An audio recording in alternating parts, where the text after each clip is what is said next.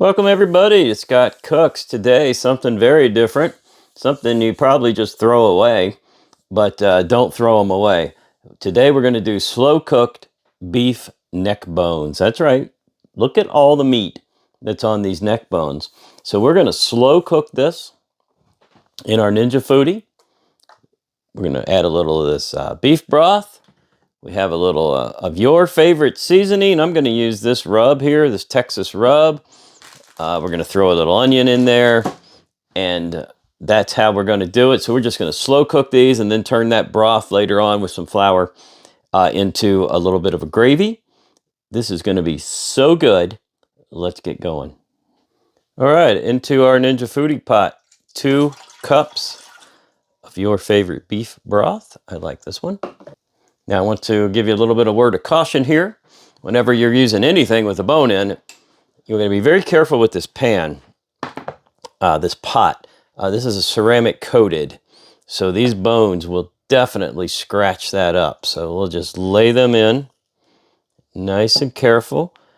And it's okay if they don't all fit on the bottom. You can stack them up.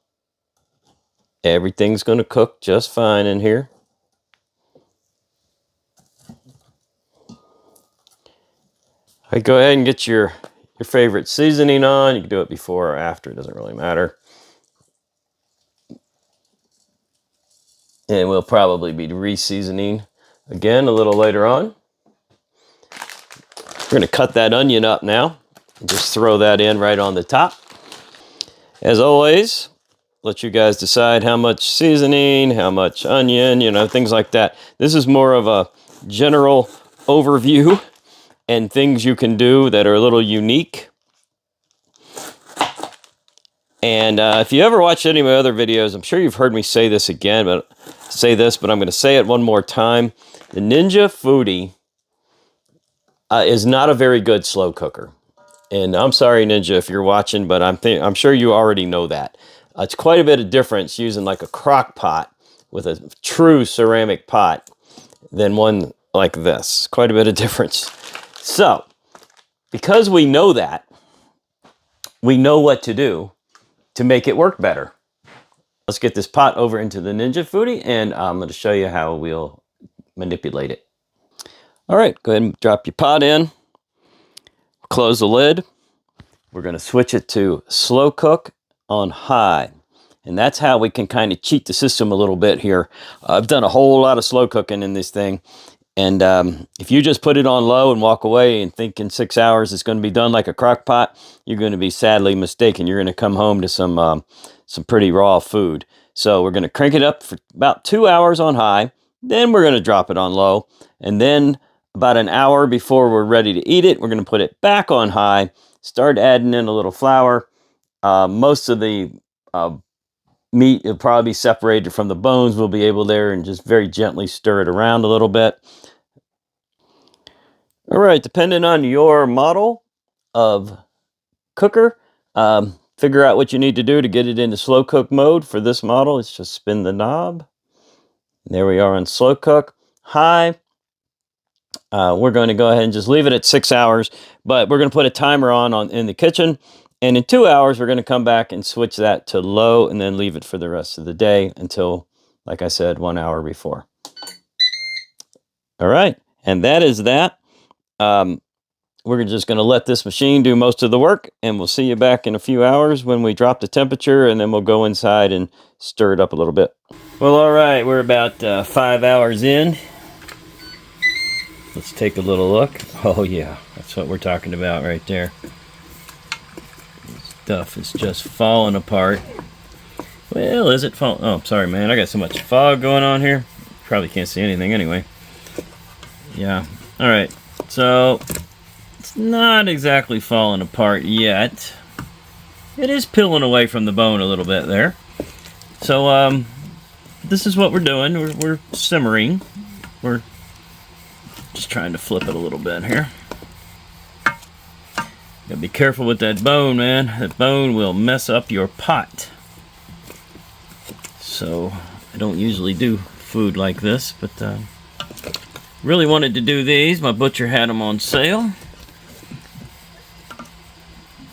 That's right, I went to the Mexican butcher again. Hey, last minute change here. I was going to serve this neck bones over rice, but then I remembered I had a big giant bag of potatoes I needed to use up. So, nice and slow. Now, every time we open this, the water runs right down there into this cup. So I'm going to dump that cup when I get finished. Anyway, so I diced up a whole bunch of potatoes, rough cut them. We're just going to throw them right in here with it, and we're going to serve it. We'll separate them later, and we'll serve it over top of the potatoes. Well, you know how things go sometimes in the kitchen. So I came in here a couple hours ago, and I switched it over to high. Or at least I thought I did. When I came back in here about 5 minutes ago, it was on low. So I didn't get that last 2 hours of high. So here's what we're doing. I went ahead and switched it to pressure cook. And it's going to be, that's just preheat. It's going to be a really fast preheat because the potatoes aren't ready yet. So we're going to do a 10-minute pressure, release the pressure, pull out the potatoes, which should be ready then, and the meat should be ready, and then we'll add a little flour to the broth and try to make a gravy out of it. Okay, just right out of the Foodi, I've got the neck bones, separated out the potatoes, and I've got the Foodi set to sear saute H4. We're going to be adding in a little flour at a time, stir it up, try to get that thickened, but I want you to take a good look at these neck bones and see that they have pulled, the bone is showing on all of them, the meat is pulled away. So while we're making that, I'm going to call it quote-unquote gravy, I'm going to take a knife and we're going to peel some of the meat away from the bone completely. All right, well, there is our beef neck bones, separated from the bones, of course. It just literally fell off. I didn't even need a knife. It just peeled right off from the bone. So it's super, super tender. Once again, these are my potatoes.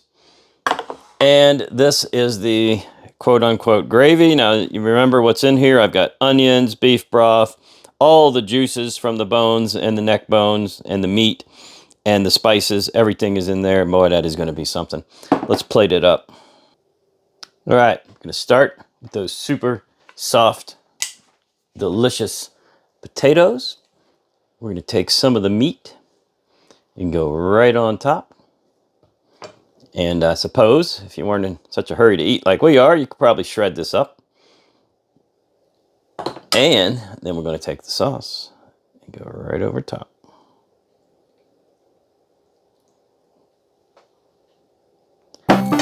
Just like that.